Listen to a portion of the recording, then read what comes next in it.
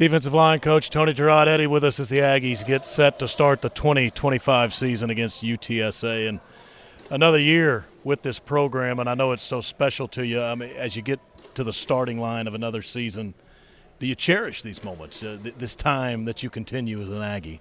Yeah, I mean, it's surreal to be here back at my alma mater, pouring into the future of football, to the future of Texas A&M football.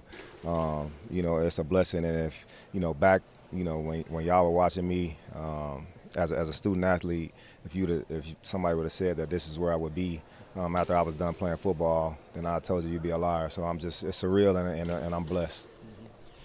If I do look to the past for a little bit, I think one of the magical times of you as a student athlete was that close to the 2010 season. You guys kind of hit a rough patch midway through 2010. You were 3-3, but we all know about great wins to close the season over Oklahoma, Nebraska, the comeback over Baylor, the victory over Texas.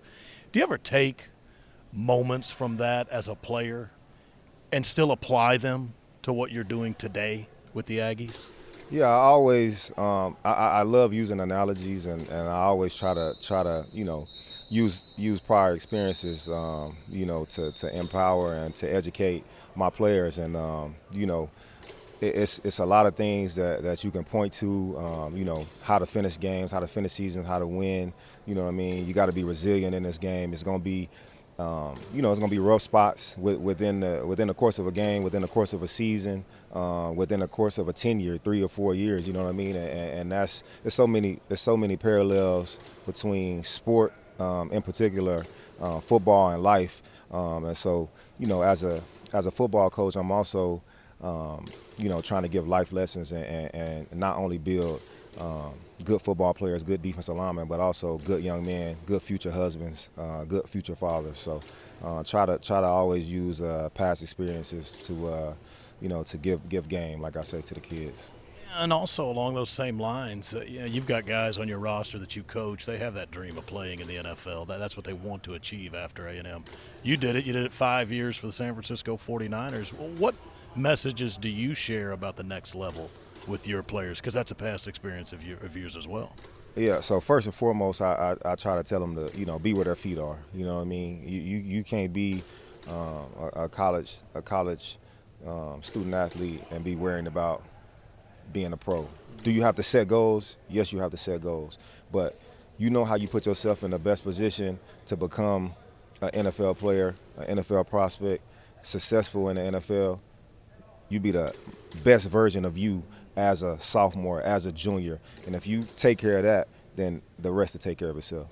Think about what you're about to embark on, 2025. Defensive line had some really good players on it last year. We know about the draft picks that went on to the NFL. But or maybe there's some names people don't know on the defensive line this year that you think they're going to get to know pretty well in this 2025 season. Yeah, I mean, we have a great group of guys. I'll start off with the familiar names. Coming back, we have Albert Regis and DJ Hicks. Albert Regis was a force, and to me, I think he's one of the most underrated players in all of the country, not just D linemen. But I know that his game models after a pro. I believe that he'll be a pro. I believe DJ Hicks. A year better DJ Hicks. People forget that when he came here, he was behind McKinley Jackson, who went in the 3rd round, Shamar Turner, who went in the 2nd round, Walter Nolan, who went in the 1st round. So that's it's a hell of a group of guys to come in, even if you are the number 2 player in the country and the number 1 defensive lineman in the country. You got 1st, 2nd, 3rd rounders that's already here. You know what I mean? So his freshman year was last year on the field, and he got better and better. And the only way you get better at playing football is playing football. And so he got better and better as the year went on. Last year, had a big game versus LSU. Got to play a lot in the game, in a bowl game versus USC, and had a really strong spring, had a strong summer, and then has had a good camp. So I think people will be happy with the product that DJ puts on. And then we got Tyler Yedem, who's again he's going to be a pro. And so, those are the inside guys, and then you got Cassius Howell, who is a year better, who was really, really good for us last year, and now stepping into a bigger role. I would just tell people don't be too concerned about the defensive line. Finally, this for you. Every coach on this staff could get this question during this week of prep. Mike Elko's already gotten it. What do you want to see from your guys game one, that one game of sample size that you get on Saturday, and then kind of take it from there? I just want to see championship execution. That's what we preach. We have our pillars, the grind, and I just want to see that on display. The formula doesn't change for Texas A&M.